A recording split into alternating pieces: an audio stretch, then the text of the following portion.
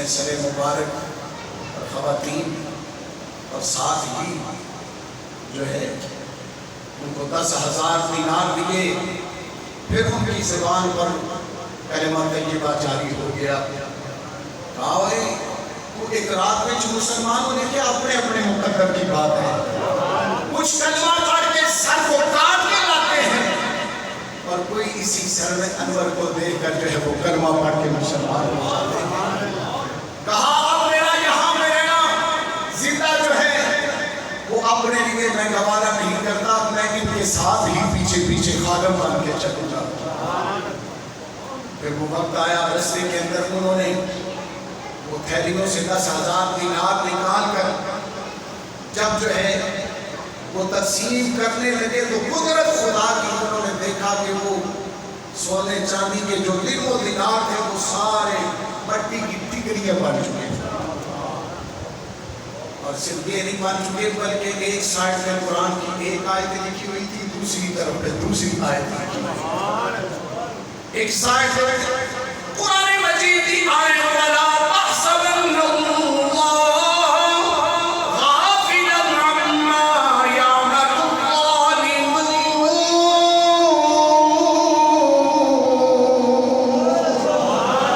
دوسری سائڈ تھی وسیعلم الذین ظلموا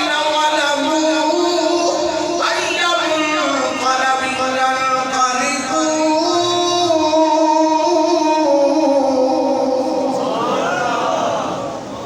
تحسبن اللہ غافلا, فرمایا اے گمان نہ کرنا کہ اللہ تعالیٰ تواڈے انہاں عملاں تو بے خبر ہے. ظالماں دے عملاں تو اللہ تعالیٰ بے خبر نہیں.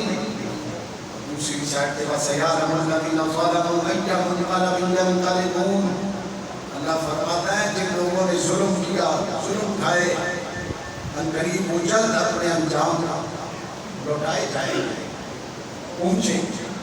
پھر ہو گئے رستے وچ کئی منزلہ مرسل نصیبین, انہاں جگہ تو گزرنا ہویا.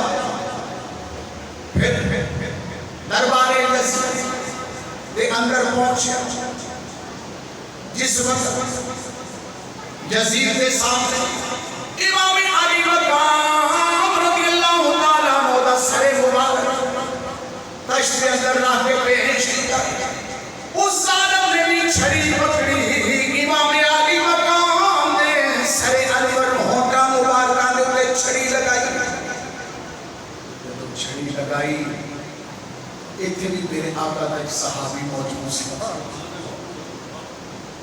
صحابی نے جب دیکھا حضرت ابو برزہ سلمی رضی اللہ تعالیٰ عنہ نے فرمایا ظالم اپنی ناپاک چھڑی اس چہرے اس ہونٹاں دے اتے کو مبارک دے لا رہے ہیں جس میں امام الانبیاء چوس دے رہے ہیں.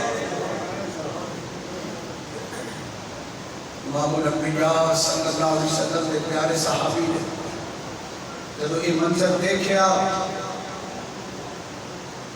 اور اکھا وچ آنسو جاری ہو گئے. کہا لوگو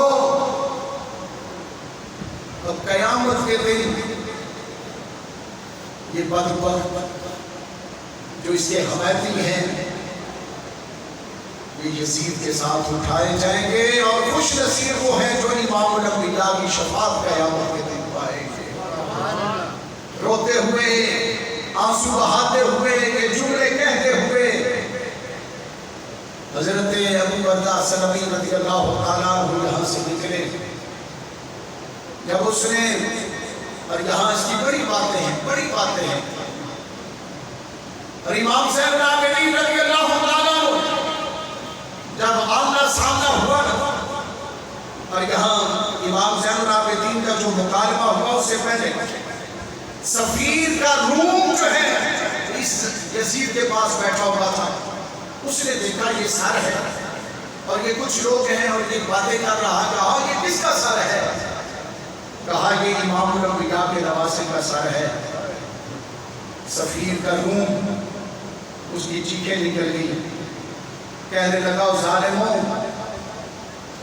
میں ایک عیسائی ہوں اور ہمارے پاس عیسیٰ علیہ السلام سواری کے پاؤں کا نشان موجود ہے، اور آج کئی سو سال گزر گئے ہیں، جیسے کعبے کی زیارت کے لیے لوگ جاتے ہیں، ہم عیسیٰ علیہ السلام کی سواری کے پاؤں کی زیارت کے لیے جاتے ہیں، اس سواری کے پاؤں کی زیارت کرتے ہیں۔ تم کیسے ظالم ہو، کلمہ بھی پڑھتے ہو اور اس کے نواسے کو تم قتل بھی کرتے ہو۔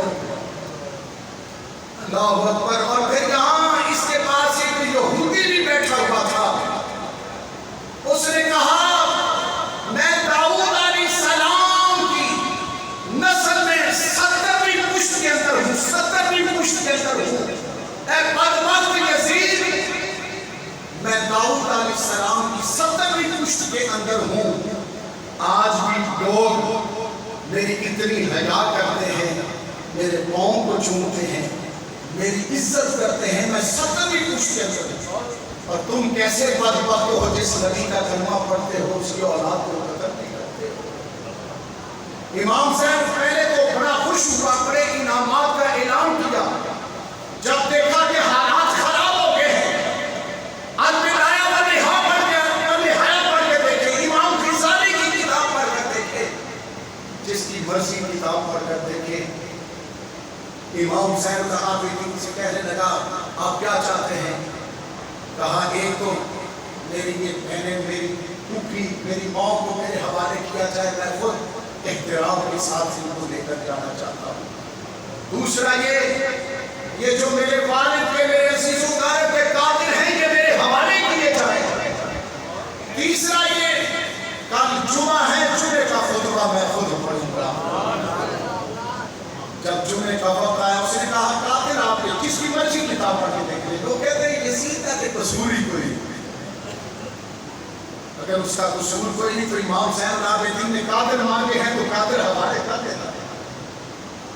اس نے کہا اور کوئی بات نہیں، تیری عزیز و اقارب، تیری پھوپھی اور تیرے جو ہے ماں کو تیرے حوالے کیا جا سکتا ہے، اور اس کے بعد کل جمعے کا خطبہ دے سکتا ہے، مگر قاتل جو ہے وہ تیرے حوالے نہیں کی جا سکتے۔ کیا قرآن مجید کا فیصلہ نہیں؟ کتب علیکم القصاص فی القتل الحر بالحر والعبد بالعبد۔ جب جمعے کا وقت آیا، سب سے پہلے کربلا کا جشن کی گواہ امام زین العابدین۔ اس نے کربلا کا امام زین العابدین نے جب سارا منظر بیان کیا، میرے ابے حسین کو کیسے شہید کیا گیا، میرے ویر علی اصغر کو کیسے جو ہے شہید کیا گیا، ہم شکل مصطفیٰ میرے بھائی علی اکبر کے سینے پر کیسے بچہ مانا گیا۔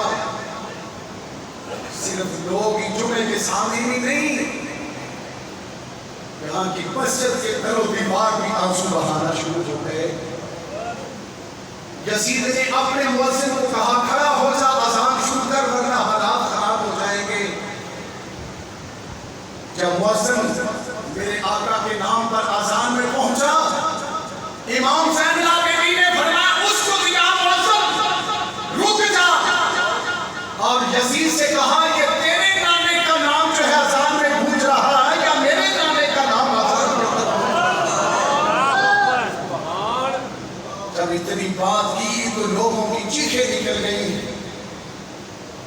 کہا اس نے دیکھا حالات خراب ہو گئے ہیں، جلدی سے بھاگا، نمازیوں کے نکلنے سے پہلے مسجد کے دروازے پر جا کے اپنے سر میں خاک ڈال کر بناتی رونا شروع ہو گیا، میرا تو تعلق ہی کوئی نہیں، یہ تو اس کا جنازیات شمر کھولی کا یہ سارا معاملہ ہے۔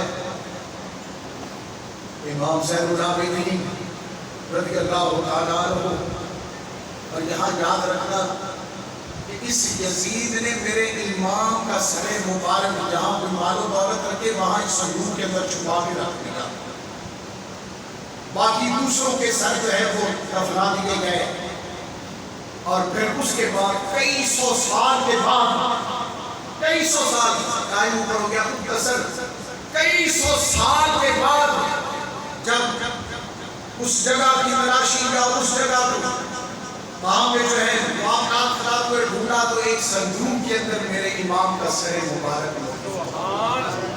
جب کھولا گیا تو کئی سو سال گزرنے کے باوجود بھی میرے امام عالی مبارک سے تازہ خون جو ہے وہ جاری ہوتا ہے۔ پھر یہاں سے قاہرہ کے اندر، مصر قاہرہ کے اندر آپ سے کوئی پوچھے کہ امام علی مقام کا سر مبارک کہاں پہ ہے، تو آپ کہہ سکتے ہیں کہ قاہرہ کے اندر امام علی مقام کا سر مبارک آج بھی وہاں موجود ہے۔ یہ 100 سال پہلے پھر وہاں اس جگہ پہ پہلے دفن کیا گیا امام علی مقام کے سر مبارک کو۔ آج سے 100 سال پہلے جب کسی وجہ سے نکال کر خوبصورت مقبرہ یا خوبصورت جو ہے تربت مبارک مینار گنبد بنانے کے لیے جب تعویذ کو امام علی مقام کے سر مبارک اس جگہ کو کھولا گیا تو دیکھنے والوں نے پھر دیکھا کہ امام علی مقام کا سر مبارک تر و تازہ ہے، خون جو ہے پھر بھی جاری و ساری ہے۔ کہ میں چند باتیں پڑھی ادب احترام سے کرتے ہوئے، اور باتیں ابھی پڑھی ہیں، اگر ہم سفر کا یہ سارا مہینہ بھی بیان کرتے رہے تو امام علی مقام کی شان عظمت اور کربلا کی بات جو ہے وہ بیان نہیں ہو سکتی۔ اللہ